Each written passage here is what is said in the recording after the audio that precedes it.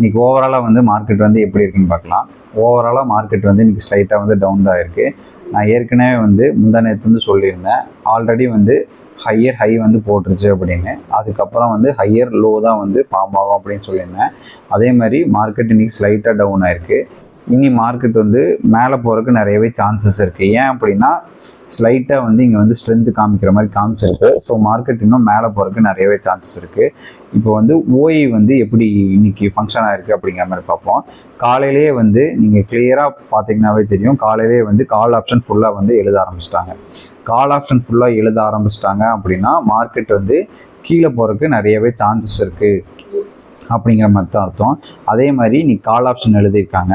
Market ஓவராலாக பார்த்துட்டிங்கன்னா market ஒரு 9:30ங்கிற வாக்கிலேயே வந்து மார்க்கெட் ஓரளவுக்கு நல்லாவே டவுன் ஆயிடுச்சு. நீங்கள் இங்கே பார்த்தாவே தெரியும், கால் ஆப்ஷன் வந்து காலையில் அதிகமாக எழுதியிருக்காங்க.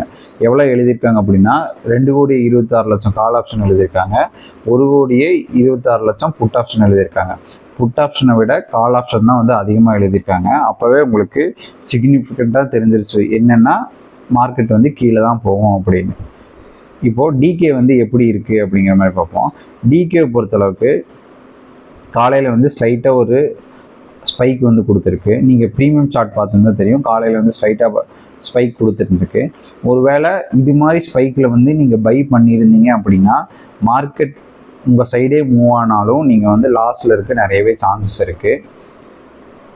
அடுத்து வந்து இதே தான், இது வந்து கால் அண்ட் புட் ஆப்ஷனோட சார்ட்டு. அதுக்கு அப்படியே ஈக்குவலண்டான சார்ட்டு தான் இது. கால் ஆப்ஷன் பார்த்துட்டிங்கன்னா கால் ஆப்ஷன் தான் வந்து அதிகமாக எழுதியிருக்காங்க, புட் ஆப்ஷன் வந்து கம்மியாக எழுதியிருக்காங்க. இப்போ வந்து எஃப்ஐடிஏ ஆக்டிவிட்டி வந்து எப்படி இருக்குது அப்படிங்கிற மாதிரி பார்ப்போம். எஃப்ஐடிஏ ஆக்டிவிட்டியில் மோஸ்ட் ஆஃப் தி டைம் வந்து இன்டெசிசிவில் தான் இருக்குது. எஃப்ஐயும் இன்டெசிசிவ் தான் காட்டுது, ப்ரோவும் இன்டெசிசிவ் தான் காட்டுது. இப்போ கேஷ் மார்க்கெட்டில் எஃப்ஐ வந்து செல் பண்ணியிருக்காங்களா பை பண்ணியிருக்காங்களான்னு பார்ப்போம். நேற்று வந்து என்ன பண்ணியிருக்காங்க அப்படின்னா 800 கோடிக்கு வந்து பை பண்ணியிருக்காங்க. எஃப்ஐ வந்து 431 கோடி வந்து செல் பண்ணியிருக்காங்க. நேற்று கிடையாது, 4th Feb வந்து இது வந்து பண்ணியிருக்காங்க. இந்த பையிங் வந்து எத்தனை நாள் கழிச்சு வருது அப்படின்னா கிட்டத்தட்ட 1 month கழிச்சு தான் வந்து நேற்று 800 கோடிக்கு வந்து பை பண்ணியிருக்காங்க. நேற்று என்ன பண்ணியிருக்காங்க அப்படின்னா 1600 கோடிக்கு வந்து செல் பண்ணியிருக்காங்க. எஃப்ஐ 900 கோடிக்கு வந்து பை பண்ணியிருக்காங்க. டிஏ வந்து பை பண்ணியிருக்காங்க.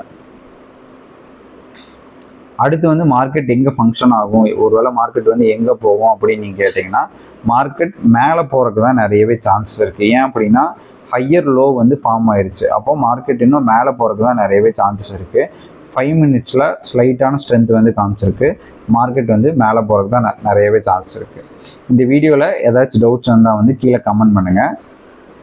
அதே மாதிரி நிறைய பேர் வந்து கோர்ஸ் கேட்டுருக்காங்க. ஸோ கோர்ஸ் ஏதாச்சும் வேணும்னா என்னோடய நம்பருக்கு வந்து டிஎம் பண்ணுங்கள், நான் டீட்டெயில்ஸ் சொல்கிறேன். தேங்க்யூ.